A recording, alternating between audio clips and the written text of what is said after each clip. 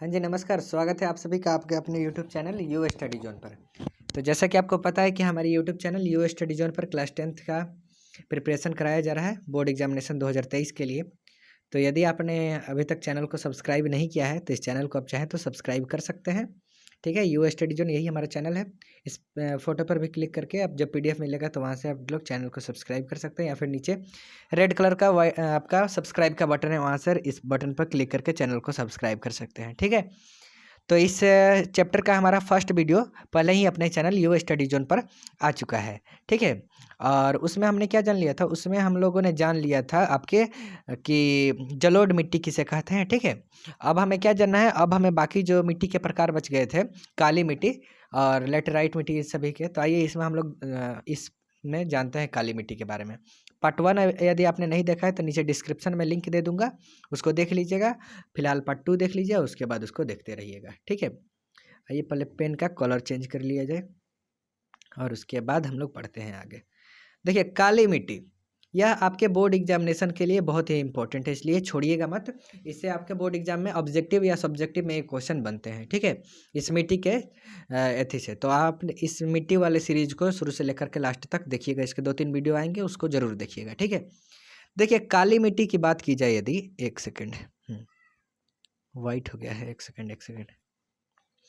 काली मिट्टी की बात की जाए कि काली मिट्टी को काली मिट्टी क्यों कहा जाता है, तो देखिए काली मिट्टी में क्या होता है, इसमें आपका लोहा होता है और एल्युमिनियम होता है। इस मिट्टी में लोहा यानी आयरन की मात्रा और एल्युमिनियम की मात्रा होती है। और आप जानते ही हैं कि लोहा किस कलर का होता है, काला कलर का होता है। इसलिए इस मिट्टी को क्या कहते हैं, काली मिट्टी कहते हैं। इस मिट्टी में लोहा और एल्युमिनियम के उपस्थिति के कारण इस मिट्टी का रंग काला होता है। ठीक है, आपसे पूछा जाए कि काली मिट्टी का रंग काला क्यों होता है, तो क्या बताइएगा कि इसमें लोहा और एल्युमिनियम होता है, जिसके कारण इस मिट्टी का भी रंग काला होता है।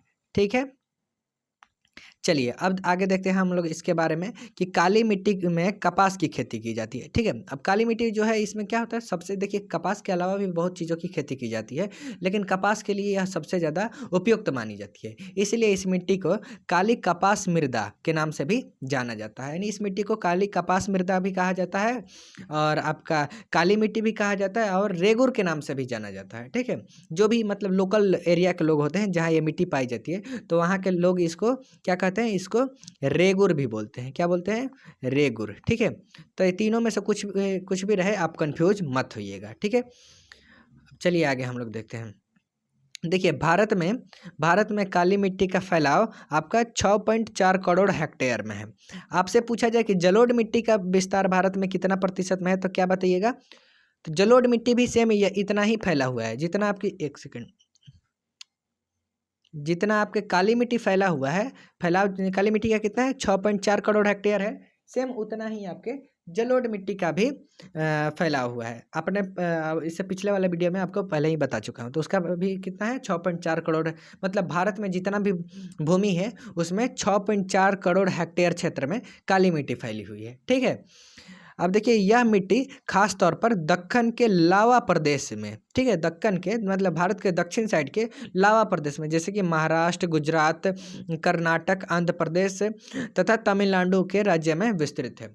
ठीक है, अब देखिए काली मिट्टी का जो निर्माण होता है ना, ज्वालामुखी, लावा, इसी सब के फटने उठने से ही होता है, टूटने फटने से होता है। इसलिए यह मिट्टी दक्कन के लावा प्रदेश में आपके महाराष्ट्र, गुजरात, कर्नाटक, आंध्र प्रदेश, तमिलनाडु आता है। तो इन्हीं सभी राज्यों में काली मिट्टी पाई जाती है। ठीक है, और इस मिट्टी का निर्माण आपकी जो है, एक सेकंड, हाँ, इस मिट्टी का निर्माण ज्वालामुखी के बेसाल्ट लावे के विघटन से होता है। मतलब ज्वालामुखी के जब लावा जो है वो क्या होता है, विघटन यानी फूटता है, और उसके बाद कुछ फूट कर इधर उधर बह जाता है, और फिर उसी से कुछ सालों में क्या होता है, काली मिट्टी का निर्माण होता है। तो आपसे पूछा जाए कि काली मिट्टी का निर्माण कैसे होता है, तो बोलिएगा ज्वालामुखी के बेसाल्ट के विघटन से होता है। ठीक है, काली मिट्टी में नमी धारण करने की क्षमता सबसे अधिक होती है। आपके जितने भी मिट्टियां हैं उनमें सबसे ज़्यादा नमी धारण करने की क्षमता किसमें है, काली मिट्टी में है। अब नमी धारण करने की क्षमता मतलब क्या होता है, नमी धारण करने की क्षमता मतलब होता है कि इस मिट्टी में पानी को एब्जॉर्ब करने की, यानी पानी को अवशोषित करने की, अपने अंदर समाने की शक्ति सबसे ज़्यादा है। मतलब जितना भी मिट्टी पाया जाता है वो सबसे ज़्यादा पानी कौन अपने अंदर समा सकता है, तो काली मिट्टी है। ठीक है, चलिए, आशा करता हूँ इस सब चीज़ों में आपको कोई डाउट नहीं रहा होगा और आप इन सब चीज़ों का नोट्स भी बना रहे होंगे। देखिए, आप ऐसे वीडियो देख लीजिएगा, कोई फ़ायदा नहीं होगा। जब तक आप नोट्स नहीं बनाइएगा और अपने से एक बार नहीं पढ़िएगा, तो वीडियो देखिएगा आज, कुछ दिन बाद भूल जाइएगा। लेकिन यदि बोर्ड एग्जाम तक आपको दिमाग में रखना है और उसमें जा कर के जो क्वेश्चन है उसका जवाब देना है, तो आपको कॉपी में नोट्स बनाना पड़ेगा और रिवीजन करते रहना पड़ेगा, ठीक है। और बाकी चीज़ों को तो मैं यहाँ पे समझा ही दूंगा। अब चलिए आगे जानते हैं कि काली मिट्टी में कौन कौन से पोषक तत्व पाए जाते हैं। तो काली मिट्टी में आपका कैल्शियम कार्बोनेट, ठीक है, मैग्नीशियम, पोटास और चूना जैसे पौष्टिक तत्व मौजूद होते हैं। इस मिट्टी में फास्फोरस की कमी होती है, ठीक है। इस मिट्टी में फास्फोरस जो होता है इसकी कमी होती है, नहीं के बराबर पाया जाता है। लेकिन इस मिट्टी में कैल्शियम कार्बोनेट, मैग्नीशियम, पोटास और चूना जैसे पोषक तत्व की भरमार होती है। मतलब ये सभी इसमें अधिकतर मात्रा में पाए जाते हैं और जो फास्फोरस होता है यह इसमें बिल्कुल ही ना के बराबर पाया जाता है, ठीक है। काली मिट्टी गन्ना, प्याज, कपास, गेहूं एवं फलों के लिए अनुकूल है। मतलब काली मिट्टी में हम लोग गन्ना यानी ईख की, प्याज की और कपास की, गेहूं की और फलों की हम लोग इसमें खेती कर सकते हैं, ठीक है। तो इन सभी चीज़ों को आप लोग अपने कॉपी में नोट कर लीजिएगा। चलिए अब हम लोग यहाँ पे हमारा काली मिट्टी मतलब समाप्त हो गया। आपके क्लास 10th में या उसके अलावा भी आप किसी कॉम्पिटिटिव एग्जाम की तैयारी करते हैं, तो जितना भी चीज़ें मैं यहाँ पे बताया हूँ, इस इतना ही चीज़ों से आपके सारे क्वेश्चन बन जाएंगे। मगर काली मिट्टी से कोई भी क्वेश्चन पूछता है तो जितना बताया हूँ इससे बाहर का नहीं पूछेगा, ठीक है। क्लास 10th वालों तो आप समझ जाओ कि इससे बाहर आ ही नहीं सकता है क्वेश्चन आपका। अगर काली मिट्टी से कोई क्वेश्चन पूछेगा तो जितना बताया हूँ इसी में से कोई एक आएगा। इसलिए इन सबको आप लोग कॉपी में नोट कर लीजिए और अच्छे से रिविजन करते रहिएगा, ठीक है। चलिए अब जानते हैं हम लोग किसके बारे में, लाल एवं पीली मिट्टी के बारे में, ठीक है। तो चलिए इसके बारे में जानते हैं, लाल एवं पीली मिट्टी किसे कहते हैं। देखिए, लाल एवं पीली मिट्टी, इस मिट्टी का जो विस्तार है आपका प्रायद्वीपीय पठारों के पूर्वी एवं दक्षिणी हिस्से में है। जो प्रायद्वीपीय पठार है उनके पूर्वी और दक्षिणी हिस्सों में आपकी लाल एवं पीली मिट्टी का विस्तार है। रवेदार आग्नेय चट्टानों के टूटने फूटने से इस मिट्टी का क्या होता है, निर्माण होता है। मतलब आपकी जो ये लाल एवं पीली मिट्टी है, रवेदार अग्नेय चट्टान जो होते हैं वह टूटते फूटते हैं और टूट के छोटे छोटे कण बना लेते हैं और उतना ऊपर से गिरते हैं तो घिस करके क्या मिट्टी के महीन छोटे छोटे पूरे कण बना लेते हैं और इसी सब से क्या होता है, लाल एवं पीली मिट्टी का निर्माण होता है। और जो ये आपके लाल एवं पीली मिट्टी है यह सामान्यतः 100 सेंटीमीटर से कम वर्षा वाले क्षेत्रों में यह पाई जाती है। मतलब जिन राज्यों में या फिर जिन शहरों में समझ लीजिए जहाँ पर 100 सेंटीमीटर से कम वर्षा यानी जिसमें ना के बराबर वर्षा होती है, थोड़ा थोड़ा कभी कभार हल्का फुल्का बारिश होता है, उन क्षेत्रों में आपकी ये लाल या पीली मिट्टी पाई जाती है। अब बार बार बोल रहा हूँ लाल या पीली मिट्टी बेर बेर, तो इसका क्या अर्थ है। तो देखिए यह मिट्टी सामान्यतः लाल कलर की होती है, ठीक है। लेकिन जब बारिश होती है, बारिश की बूंदे इस पर पानी पड़ता है, तब यह किस कलर की हो जाती है, पीली कलर की हो जाती है। इसलिए इस मिट्टी का क्या नाम है, लाल एवं पीली मिट्टी, ठीक है। चलिए आगे हम लोग देखते हैं। आगे अब हमें जानना है कि इस मिट्टी में लोहे की मात्रा अधिक होती है, ठीक है। तथा वर्षा के बाद यह पीले रंग की हो जाती है, ठीक है। वही बात बताया, हमेशा ये क्या होती है, लाल कलर की यह मिट्टी होती है। एक सेकंड, हाँ, यह मिट्टी आपकी लाल कलर की होती है। लेकिन जब ही इस पर बारिश की बूंदें पड़ती हैं यानी पानी पड़ता है तो यह मिट्टी किस कलर की हो जाती है, यह मिट्टी आपकी पीली कलर की हो जाती है, ठीक है।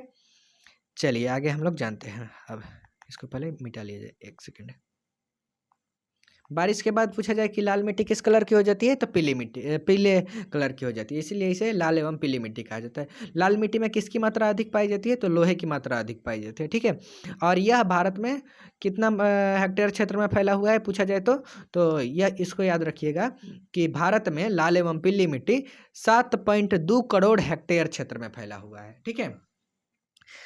चलिए अब पूछा जाए कि आपके काली मिट्टी और जलोढ़ मिट्टी कितना में फैला हुआ है, तो 6.4 करोड़ हेक्टेयर क्षेत्र में फैला हुआ है। और आपका ये लाल एवं पीली मिट्टी कितना दूर में फैला हुआ है, तो यह 7.2 करोड़ हेक्टेयर क्षेत्र में फैला हुआ है, ठीक है।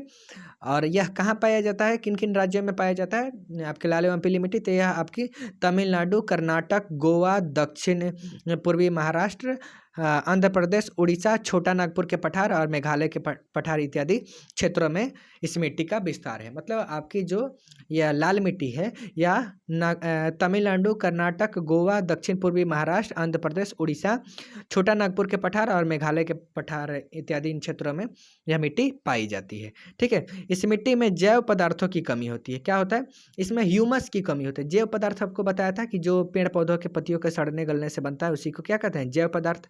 और जैव पदार्थ में ह्यूमस होता है। ठीक है, और इस मिट्टी में, लाल एवं पीली मिट्टी में क्या होता है? यह जैव पदार्थ की कमी होती है। ठीक है, और इसमें जैव पदार्थ की कमी होती है, इसलिए यह क्या होता है? यह मिट्टी आपकी जलोढ़ एवं काली मिट्टी से कम उपजाऊ होती है। जलोढ़ एवं काली मिट्टी से कम उपजाऊ होती है। ठीक है, अब मान लीजिए इसमें उपजाऊ पदार्थ क्या है? उपजाऊ पदार्थ आपका ह्यूमस है, और ह्यूमस ही इसमें नहीं पाया जाता है। तो ह्यूमस नहीं पाया जाता है तो जाहिर सी बात है कि यह कम उपजाऊ होगी। और इसमें काली मिट्टी में, जलोढ़ मिट्टी में ह्यूमस पाया जाता है। तो यह सभी जो दोनों मिट्टियाँ हैं, ये क्या है? अधिक उपजाऊ होती हैं। और आपकी लाल मिट्टी में जैव पदार्थों की कमी के कारण यह क्या होती है? कम उपजाऊ होती है। लेकिन फिर भी यदि इसमें कहीं से हम लोग सिंचाई की व्यवस्था कर देते हैं, तो सिंचाई की व्यवस्था करके हम लोग क्या कर सकते हैं? इसमें चावल, बाजरा, ज्वार और क्या मक्का, मूंगफली और तंबाकू तथा फलों की खेती हम लोग इसमें कर सकते हैं। ठीक है, अगर देखिए यहाँ तो बारिश कम होता है, 100 सेंटीमीटर से कम वर्षा वाले क्षेत्र के मतलब वहाँ पे बारिश क्या है? बिल्कुल ही ना के मात्रा में पाई जाती है। और यदि आप कहीं से बोरिन वोरिन से क्या कर सकते हैं? यदि सिंचाई की व्यवस्था कर लेंगे तो लाल एवं पीली मिट्टी में भी चावल, ज्वार, बाजरा, मक्का, मूंगफली, तंबाकू, फलों का उत्पादन कर सकते हैं। मूंगफली किसको कहते हैं? बादाम को ही, जो आपका बादाम, मूंगफली को गरीबों का बादाम कहा जाता है। ठीक है, तो मूंगफली का भी इसमें खेती किया जाता है। ठीक है, और अधिकांश इस मिट्टी में मूंगफली ही बोया जाता है। ठीक है, चलिए, तो यहाँ हमारा क्या कंप्लीट हुआ? यहाँ हमने दो मिट्टियों के बारे में जान लिया, लाल एवं पीली मिट्टी और काली मिट्टी के बारे में जान लिया। और इससे पहले हमने जलोढ़ मिट्टी के बारे में पिछली वीडियो में जान लिया है। और इस चैनल पे अपने जो आपका ये है यू स्टडी जोन, इस पर नया बैच लॉन्च हुआ है 2023 बोर्ड एग्जामिनेशन के लिए, जिसका नाम है, क्या नाम है? जिस बैच का नाम है योद्धा बैच। ठीक है, योद्धा बैच। तो इस योद्धा बैच के जितने भी योद्धाएं हैं वो अपना नोट्स बनाते रहें और चैनल को सब्सक्राइब करके अपना तैयारी अच्छे से कर सकते हैं। और अभी तो आपकी क्लासेस कम आ रही है, मतलब एक दिन में, 2 दिन में एक क्लासेस आता है। लेकिन जैसे ही आपका बोर्ड एग्जाम नज़दीक आएगा, ऑब्जेक्टिव, सब्जेक्टिव, क्लास नोट, इन सारी चीज़ों का इस पर व्यवस्था होगा। इसलिए आप लोग चिंता मत कीजिए, जितना चीज़ें मिल रहा है उसको आराम से पढ़िए और नोट्स बनाइए। ठीक है, तब तक के लिए धन्यवाद। मिलते हैं अगले वीडियो में। Bye bye, see take care, have a good day. मिलते हैं अगले वीडियो में। पढ़ते रहिए, स्वस्थ रहिए, मस्त रहिए। धन्यवाद।